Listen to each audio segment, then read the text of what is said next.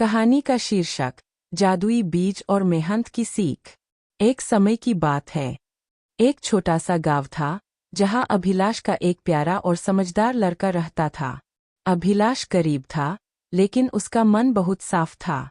वह अपने माता पिता की मदद करता, गांव के बड़ों का सम्मान करता और हर काम ईमानदारी से करता था। अभिलाष रोज सुबह जल्दी उठता, अपनी माँ के साथ घर का काम करता और फिर स्कूल जाता।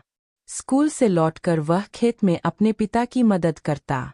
थक जाने के बाद भी वह कभी शिकायत नहीं करता था। एक दिन गांव के बाहर जंगल के पास अभिलाष एक बूढ़े बाबा मिले। बाबा बहुत थके हुए लग रहे थे। अभिलाष उनके पास गया और बोला, बाबा, आप ठीक तो है? क्या मैं आपकी कुछ मदद कर सकता हूँ? बाबा मुस्कुराए और बोले, बेटा, मुझे बहुत भूख लगी है। के पास ज्यादा खाना नहीं था, लेकिन जो था वही उसने बाबा को दे दिया। बाबा बहुत खुश हुए। उन्होंने आरव को एक छोटा सा बीज दिया और बोले, बेटा, यह कोई साधारण बीज नहीं है। इसे सच्चे मन से बोना और रोज मेहनत से इसकी देखभाल करना। आरव ने बीज को सम्मान से लिया और घर ले गया।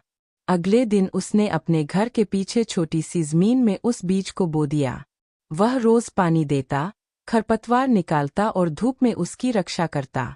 दिन बीतते गए, लेकिन बीज से कुछ भी नहीं उगा। पड़ोस के बच्चे हंसते और कहते, आरव, तुम्हारा बीज तो बेकार है।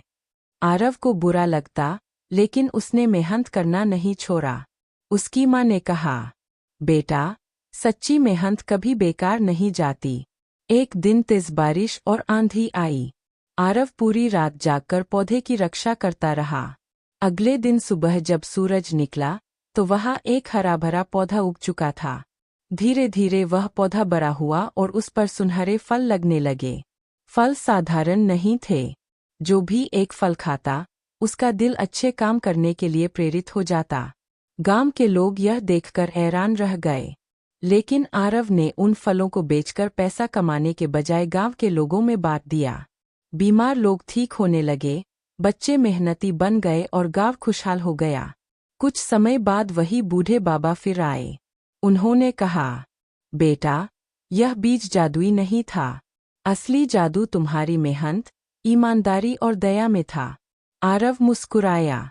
उसे समझ आ गया कि जीवन में सबसे बड़ी ताकत मेहनत और अच्छा दिल होता है। कहानी की सीख। मेहनत